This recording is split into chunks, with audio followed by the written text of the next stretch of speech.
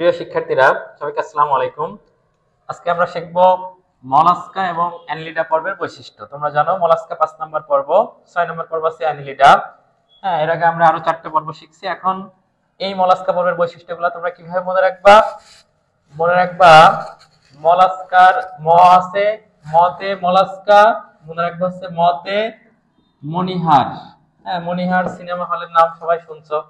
হ্যাঁ, যশোরের বিখ্যাত মনিহার সিনেমা হল, এটা দিয়ে মনে রাখবা। কিন্তু বিখ্যাত হলো এখন আর সিনেমা হলের ভাবে আমরা দেখি যে সেরকম চলে না। হ্যাঁ, তাহলে মনে হবে অর্ধেক চলে, তাই অর্ধেক মনিহার। হ্যাঁ, তাহলে মলাস্কা অর্ধেক মনিহার। দেখো 5 নম্বর পর্বের মধ্যে বের করো। তাহলে আমরা করছি মতে মলাস্কা, মতে হচ্ছে মনিহার সিনেমা হল, অর্ধেক চলে তাই অর্ধেক মনিহার। এই অর্ধেক মনিহার দিয়ে আমরা সবগুলো বৈশিষ্ট্য মনে রাখবো। কিভাবে মনে রাখবা? এই অর্ধেকতে অর্ধমুক্ত রক্ত সংবহন তন্ত্র থাকে।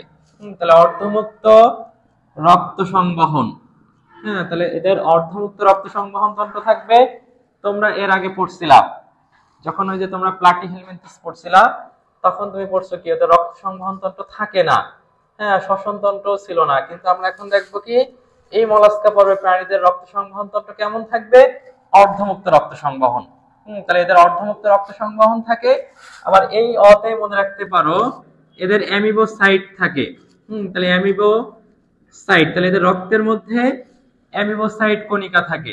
হ্যাঁ, তাহলে আমরা মনে রাখবো কি এদের অর্ধেকটা অর্ধমুক্ত রক্ত সংবহন তন্ত্র এবং সেই রক্তের মধ্যে অ্যামিবোসাইট কণিকা থাকে। আবার অর্ধেকটা তোমরা একটা জিনিস আরেকটা মনে রাখতে পারো যে আমরা জানি এরা হচ্ছে দ্বিতীয় বৃহত্তম। হ্যাঁ, তো অর্ধেক বৃহত্তম বলতে পারি আমরা। হ্যাঁ, তাহলে অর্ধেক বৃহত্তম পর্ব মানে, হ্যাঁ, অর্ধেক বৃহত্তম পর্ব মানে আমরা অর্ধেককে আমরা এখানে দ্বিতীয় হিসাব করবো। তাহলে তৃতীয় বৃহত্তম পর্ব। হ্যাঁ, তাহলে দ্বিতীয় বৃহত্তম পর্ব আমরা অর্ধেক বৃহত্তম মানে কি বৃহত্তম অর্ধেক, তাই দ্বিতীয় বৃহত্তম পর্ব। তাহলে আমরা এই তিনটা জিনিস মনে রাখতে পারি। হ্যাঁ, তাহলে অর্ধেকতে গেল কি অর্ধমুক্ত রক্ত সংবহন তন্ত্র এবং এদের সেই রক্তের মধ্যে অ্যামিবোসাইট কণিকা থাকে। আবার এরা হচ্ছে অর্ধেক বৃহত্তম মনে রাখতে পারো, মানে দ্বিতীয় বৃহত্তম পর্ব। তোমরা সবাই জানো সবথেকে বৃহত্তম পর্ব কোনটা? আর্থ্রোপোডা। আর্থ্রোপোডা যেটা পতঙ্গ যারা ঘাস ফড়িং এক কথায়, এটা হচ্ছে সবথেকে বৃহত্তম। আমরা জানি দ্বিতীয় বৃহত্তম পর্ব হচ্ছে মলাস্কা। এরপরে তোমরা মনে রাখবা কি যে এর মধ্যে আর কি আছে? এদের মতে আমরা মনে রাখবো মেন্টল নামক খোলক থাকে। হ্যাঁ, তাহলে মেন্টল নামক খোলক। হ্যাঁ, তো তোমরা মনে রাখবা যে মলাস্কা বলতে আমরা শামুক বা ঝিনুককে বুঝি। তাহলে শামুক বা ঝিনুক তোমরা সবাই দেখছো। হ্যাঁ, এর উপরে কি আছে? একটা খোলক আছে। সেই খোলকটার নামই কি? মেন্টল নামক খোলক থাকে। সেই মেন্টল নামক খোলকের মধ্যে ভেতরে থাকে কি? মাংসল পদ থাকে। হ্যাঁ, তাহলে সেই মাংসল পদ দন্তান্নতে আবার কি মনে রাখবা? নরম হয়। হ্যাঁ, তাহলে নরম। এরপরে আমরা কি মনে রাখবো? এদের রক্তে কি থাকে? হতে কি থাকবে? হিমোসায়ানিন। হ্যাঁ, তাহলে রক্তের হিমোসায়ানিন নামক রঞ্জক থাকে। হ্যাঁ, তাহলে হিমোসায়ানিন রঞ্জক থাকে। মনে রাখবা হিমোগ্লোবিন থাকে না। তোমার রক্তে আছে কি? হিমোগ্লোবিন, সেই জন্য তোমার রক্ত কি? লাল। হ্যাঁ, এদের রক্তে কিন্তু হিমোগ্লোবিন নাই। এদের রক্তের মধ্যে যে রঞ্জক আছে সেটার নাম কি? হিমোসায়ানিন। আবার আমরা মনে রাখবো এদের একটা গহ্বর আছে, দেহ গহ্বর, সেটার নাম কি? হিমোসিল। তোমরা মনে রাখবা যেখানে সিল থাকবে সেখানে আমরা কি মনে রাখবো? গহ্বর। হ্যাঁ, তাহলে এদের যে গহ্বর সেটা হচ্ছে কি? হিমোসিল। আর রক্তের যে রঞ্জক থাকে তার নাম কি? হিমোসায়ানিন। এরপর আমরা মনে রাখবো কি? লাস্টে রতে মনে রাখবো এদের রেডুলা নামক রেতিজিহ্বা থাকে। তাহলে শামুকের বা ঝিনুকের যে রেতিজিহ্বা সেটার নাম কি? রেডুলা নামক রেতিজিহ্বা থাকে। তাহলে আমাদের দেখো অনেকগুলো বৈশিষ্ট্য আমরা জানলাম। এছাড়া তোমাদের হাতে 2টা বৈশিষ্ট্য তোমার আছে, সেটা আমি আগেও বলছি। যে কোনো পড়া পড়ার সময় তুমি কি মনে রাখবা? 2টা বৈশিষ্ট্য। সেটা একটা কি? এদের মাত্রা কেমন, আর একটা হচ্ছে কি? এদের সিলম। তাহলে আমরা মনে রাখবো যেহেতু এরা নেমাটোডার পরে আছে তাই এদের কি থাকবে? সিলম। এরা হচ্ছে ইউসিলোমেট, অর্থাৎ প্রকৃত সিলম থাকে। হ্যাঁ, তাহলে ইউসিলোমেট মানে কি? এদের প্রকৃত সিলম। আমরা জানি কি যে এর আগে যখন নেমাটোডা আমরা পড়ছি, আমরা মনে রাখবো নেমাটোডার মধ্যে ছিল কেমন? সুডোসিলোমেট। তারপরে যারা আছে সবাই ইউসিলোমেট, অর্থাৎ প্রকৃত সিলম থাকবে। আবার এই মলাস্কার মাত্রা কেমন হবে? আমরা জানি কি যে এই ইয়ার পরের থেকে, হ্যাঁ, নেমাটোডা থেকে বাকি সবাই কি? অঙ্গতন্ত্র মাত্রার গঠন। তাহলে আমাদের দেখো সবগুলো বৈশিষ্ট্য হয়ে গেছে। আরেকটা বৈশিষ্ট্য আছে, সেটা হচ্ছে লার্ভা দশা। তুমি সবগুলো লার্ভা দশা পড়ছো। হ্যাঁ, লার্ভা দশাগুলো কিন্তু খুবই গুরুত্বপূর্ণ। তাহলে এদের লার্ভা দশার নাম কি? মনে রাখবে এদের যে লার্ভা দশা আছে সেই লার্ভা দশার নাম হচ্ছে, দেখো কি কি আছে, তিনটা নাম দেওয়া আছে। একটা আছে টোকোফোর, কি মনে রাখবা? টোকোফোর। তারপরে কি আছে? ভেলিজার। হ্যাঁ, তাহলে ভেলিজার। হ্যাঁ, আর কি আছে? গ্লসিডিয়াম। তাহলে টোকোফোর, ভেলিজার বা গ্লসিডিয়াম নামক লার্ভা দশা। তাহলে এদের লার্ভা দশাও আমরা জানলাম। তাহলে দেখো মলাস্কা বললে অর্ধেক মণিহার, অর্ধেকতে অর্ধমুক্ত রক্ত সংবহন, সেই রক্তের মধ্যে যে অ্যামিবোসাইট কণিকা থাকে, অর্ধেক বৃহত্তম মানেই দ্বিতীয় বৃহত্তম পর্ব। মতে ম্যান্টল নামক খোলক আছে, যেহেতু সমল্প ঝিনুক তার একটা খোলক থাকবে। মতে মাংসল পদ আছে, সেগুলো আবার দন্তনত নরম হয়। হাতে রক্ত থাকে হিমোসায়ানিন রঞ্জক, এটা দেহ গহ্বরের নাম কি? হিমোসিল। রথের এটলা নামক কি থাকবে? রেটিজিহ্বা থাকবে। লার্ভা দশার নাম কি? টোকোফোর বা ভেলিজার বা গ্লসিডিয়াম। আবার এদের সিলোম কেমন? ইউসিলোমেট। আমরা বলছি এদের মাত্রা কেমন? অঙ্গতন্ত্র মাত্রার গঠন। আমরা যে নেমাটোডা থেকে বাকি সবাই অঙ্গতন্ত্র মাত্রার গঠন, আর নেমাটোডার পরে যারাই আছে তারাই সবাই ইউসিলোমেট। আরেকটা বৈশিষ্ট্য মনে রাখবা, এই মলাস্কার একটা পুষ্টিক নালী আছে। সেই মলাস্কার পুষ্টিক নালী কেমন?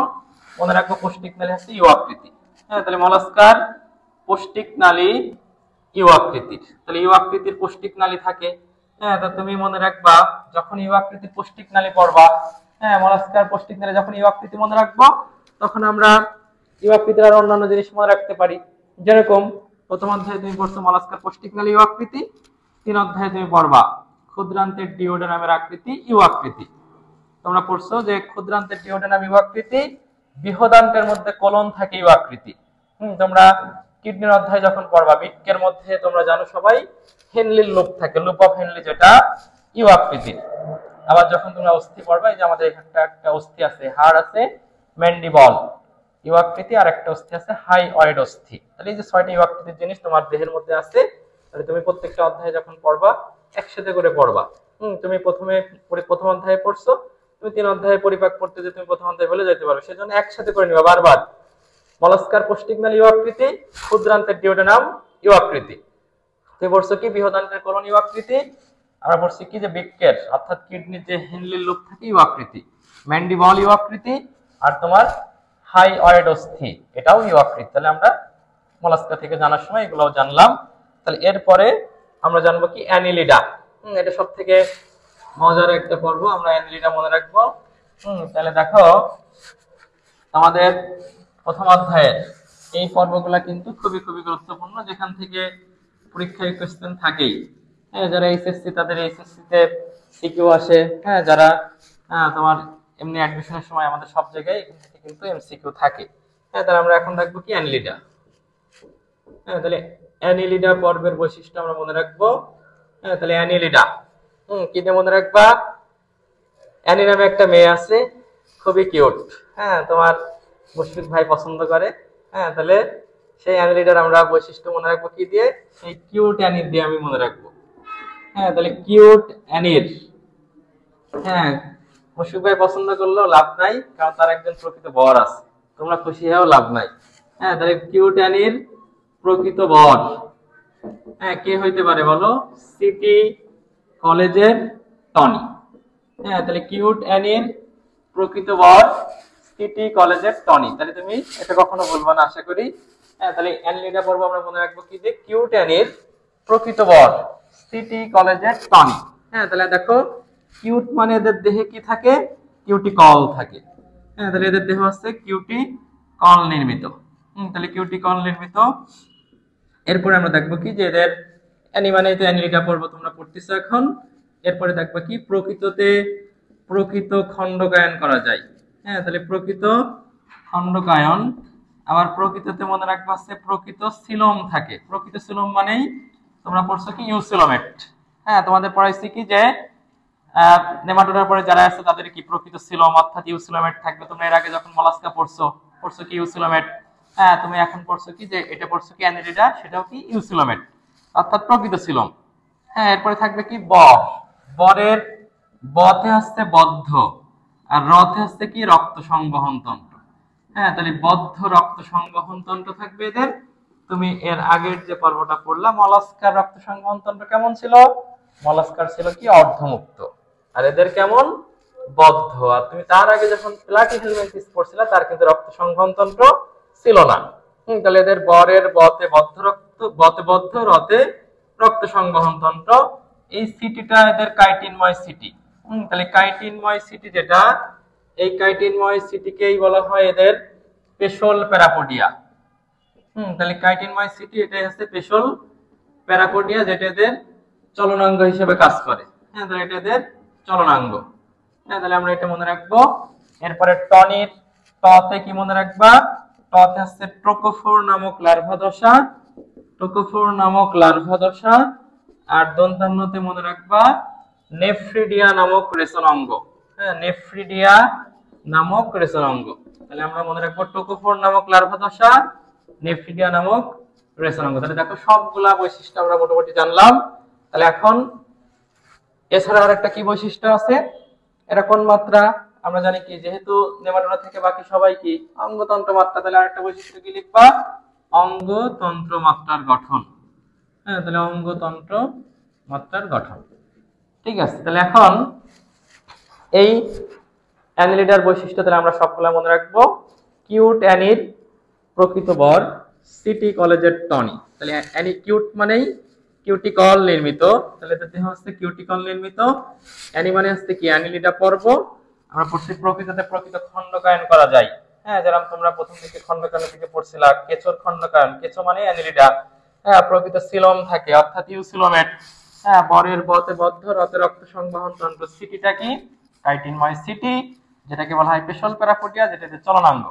হ্যাঁ, টনির টতে ট্রোকোফোর নামক লার্ভা দশা, দন্তান্নতে কি আছে? নেফ্রিডিয়া নামক রেচনাঙ্গ। তোমরা প্লাটিহেলমিনথেস পড়ার সময় পড়ছিলা শিখাকোষ নামক রেচনাঙ্গ থেকে প্লাটিহেলমিনথেস। এখন পড়ছো নেফ্রিডিয়া নামক রেচনাঙ্গ অ্যানিলিডা। সামনে আর্থ্রোপোডা পড়ার সময় পড়বা কি, যে আর্থ্রোপোডা রেচনাঙ্গের নাম ম্যালপিজিয়ান নালিকা। মানুষ সহ মেরুদণ্ডে অর্থাৎ কর্ডাটার মধ্যে আমরা পাবো ম্যালপিজিয়ান বডি। এগুলো রেচনাঙ্গ। তাহলে এগুলো আমরা এর আগেও জানছি, এখনো জানছি আমরা। তাহলে অ্যানিলিডার বৈশিষ্ট্য আমাদের হয়ে গেল। তাহলে আমরা এগুলো একটু ভালো করে খেয়াল করে পড়বো। আশা করি একটু তুমি শুধু খেয়াল করে দেখো ভিডিওগুলা এবং বই সামনে নিয়ে দেখো, তোমার সবকিছু মুখস্থ হয়ে যাবে, তুমি আর কখনো ভুলবা না। ধন্যবাদ সবাইকে।